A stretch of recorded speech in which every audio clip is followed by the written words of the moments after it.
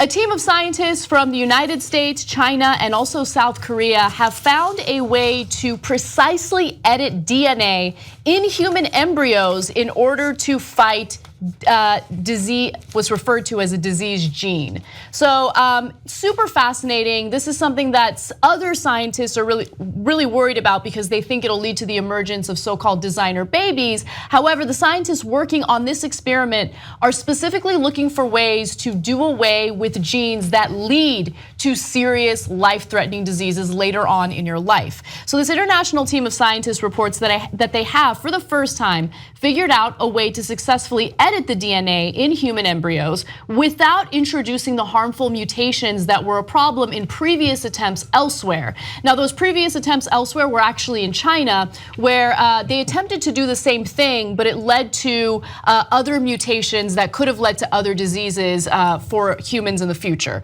Now, the new experiment used a powerful new gene editing technique to correct a genetic defect behind a heart disorder that can cause seemingly healthy young people to suddenly die from heart failure. So other potential uses, if they fine tune this, keep studying it and find that it will be effective, it could help cure people, or prevent, I should say, it's a better word, prevent Huntington's disease, cystic fibrosis, Alzheimer's disease, breast and ovarian cancer. But I want to be absolutely clear, this is not, something that will now be implemented. Again, they want to do more studies, and they also have some ethical concerns to address as well. Okay, it's over. We're going to evolve ourselves out of existence. We're going to banana ourselves. We evolved the banana. Yeah. And there will be superhumans. It's already over. It's just a matter of time. So It was nice knowing us. Homo sapiens, you had a good run. So let me explain.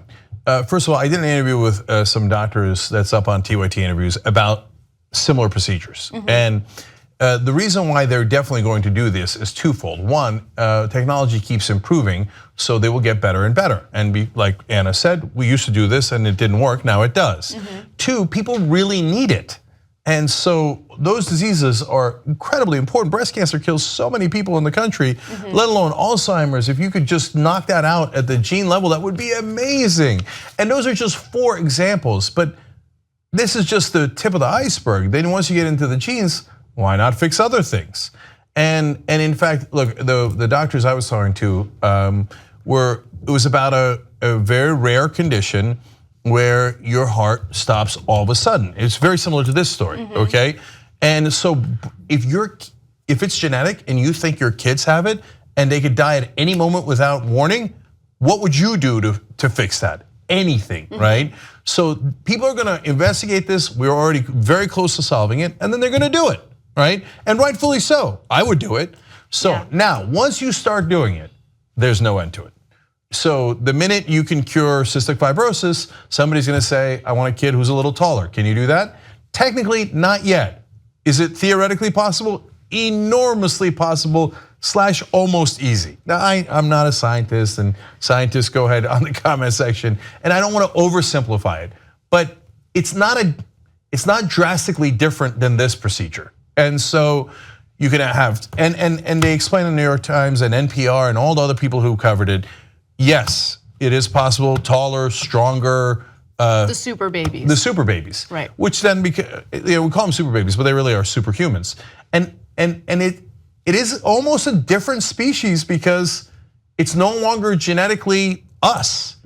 And once you it's genetically modified humans, right? And look, I want to be clear. The intention of these scientists has nothing to do with creating superior humans. Of course they not. Genuinely want to alter, an embryo's genetic makeup to prevent very serious illnesses and diseases in the future. So, for instance, just to give you a specific example, there's the BRCA gene, and that's the gene that could lead to breast cancer or prostate cancer if it's something that's hereditary. So if you have a family member who had that type of cancer and you have that specific gene, you are likely, or you have a higher likelihood to also get cancer later in your life. And so through this research, they're hoping that they can alter that gene in an embryo in order to prevent that individual from having that type of cancer later on in his or her life. So I think that their intentions are pure, and I think their intentions are great, but is there the potential of a scientific breakthrough being abused in the future? Of course, just like technological advancements. So I did, first of all, I want to be super clear. I love these scientists. As an atheist, let me just say, they're doing God's work. Okay, so this is amazing stuff, and thank God for them. And then let me give you a note of caution. Graphic 12, Marcy Darnowski, she's at the Center for Genetics and Society. She's their director at Berkeley. She says, I think it's extraordinarily disturbing.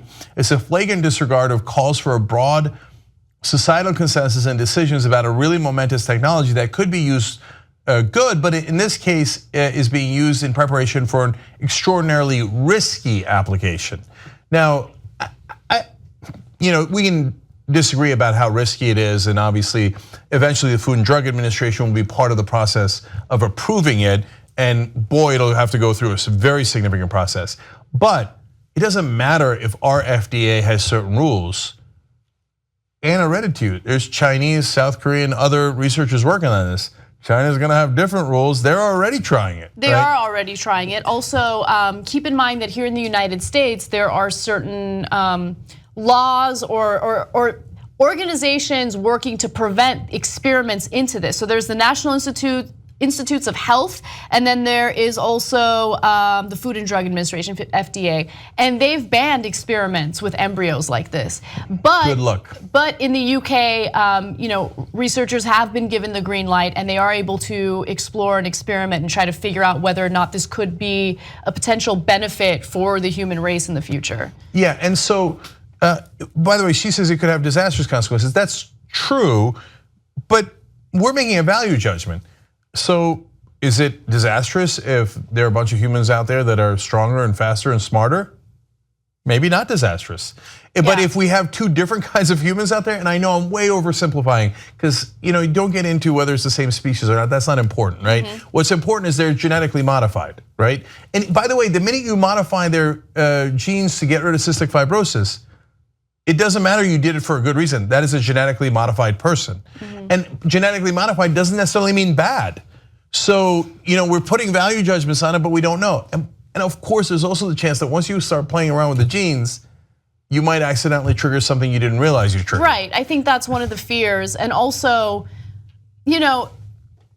looking way forward in the future, let's say that this type of medical advancement has been tested, it's been proven, it's safe, and people have the option of using it. What about the disadvantaged? Are they gonna have access to this? And so, who's gonna take advantage of super babies? That's it's gonna exactly be the wealthy, right. So no, look, when you think about the implications, and I know it's a little bit further down the road, but it's not that far down the road, because technology is moving at 100 miles an hour, and we can already do it inside the embryos. Right. This is now getting closer and closer to reality. This is gonna happen in our lifetimes. So if it turns out only the rich can afford it, then the rich have the superhumans and the middle class and the poor don't. I'm not kidding, right? And so then what happens if the superhumans are really superhuman? Forget that, who cares how fast and strong they are? Okay, they have more NBA players, who cares, right? What if they're really smart? Okay, I know, way oversimplifying for the 18th time, but you know how we view ants. Who cares? Pating, pating, right? Don't do that, by the way. Animals are innocent. But what if they view us like cows? Whatever, man, it's expendable. Yeah. Right? And if it is a real jump, right? An exponential increase in intelligence, or something else that's an exponential increase, oh boy, that's gonna get super interesting. Right. And it might be some good in there. It could be some bad, but if you didn't like genetically modified organisms, wait till you get a load of genetically modified humans. If you like this video, you probably like independent media. The best way to support independent media, become a member of the Young Turks. TYTnetwork.com/join.